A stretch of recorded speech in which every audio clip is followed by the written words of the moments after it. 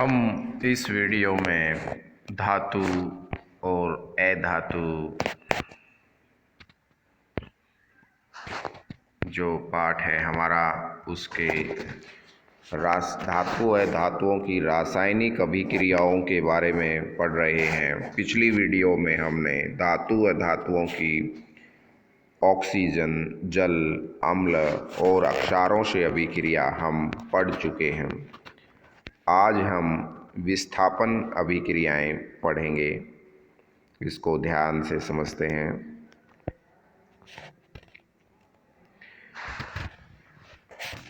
विस्थापन अभिक्रिया के लिए क्रियाकलाप दिया गया है, जिसमें हमें 5 बीकर लेने हैं, जिसमें 100 ml के बीकर हैं मिलीलीटर के। उनके ऊपर हमने एक कागज़ का छोटा सा पर्ची चिपका देंगे। A, B, C, D और E पाँचों बीकरों को आधा यानी 50 मिलीलीटर जल से हम भर लेंगे और इसको हम चित्र के अनुसार, ये हमारी 5 बीकर हैं। इस बीकर के अंदर जो पहला है कॉपर सल्फेट, ये जो बीकर है, इस बीकर के अंदर हमने पानी के अंदर कॉपर सल्फेट पाउडर मिला दिया, जिससे यह कॉपर सल्फेट का जलीय विलयन तैयार हो गया। दूसरी परख नली में भी कॉपर सल्फेट का जलीय विलयन है।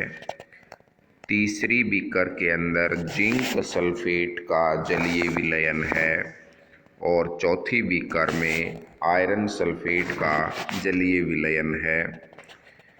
पांचवी बीकर ई में जिंक सल्फेट का ही जलीय विलयन है। अगला है काम हमें करना क्या है क्रियाकलाप के अनुसार। जो पहली बीकर है कॉपर सल्फेट, इसके अंदर हमने जिंक का एक टुकड़ा डालना है। जैसे ही हम कॉपर सल्फेट के अंदर इसके अंदर जिंक डालेंगे तो एक अभिक्रिया होती है। कॉपर सल्फेट को हम CuSO4 से लिखते हैं।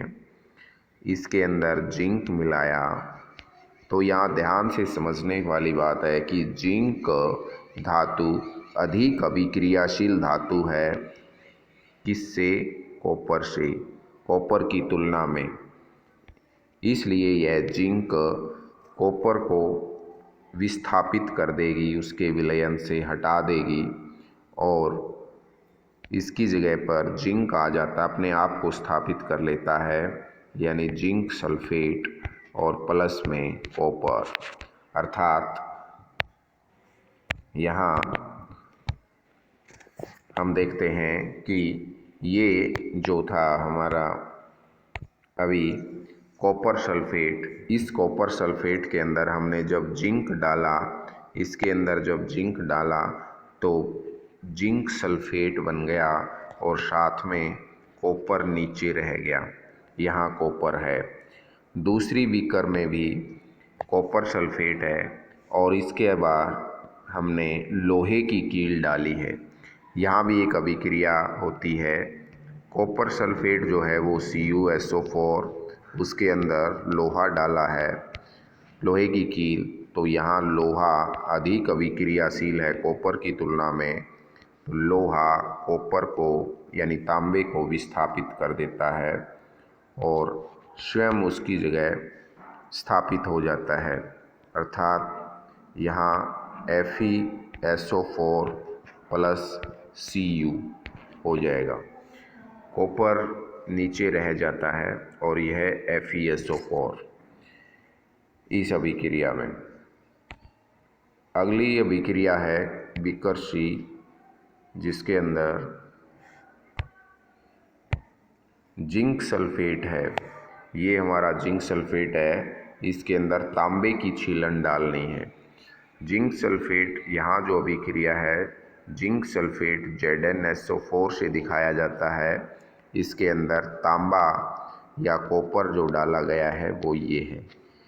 यहाँ भी हम ऊपर वाली 2 अभिक्रियाओं की जगह यह हो सकता था कि कॉपर जिंक को विस्थापित कर दे,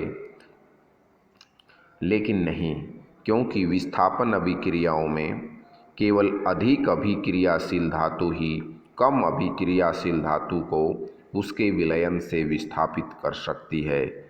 यहाँ कॉपर जो है वो कम अभिक्रियाशील है जिंक की तुलना में, इसलिए कॉपर जिंक को विस्थापित नहीं कर सकता, तो यह तीसरी अभिक्रिया नहीं होगी।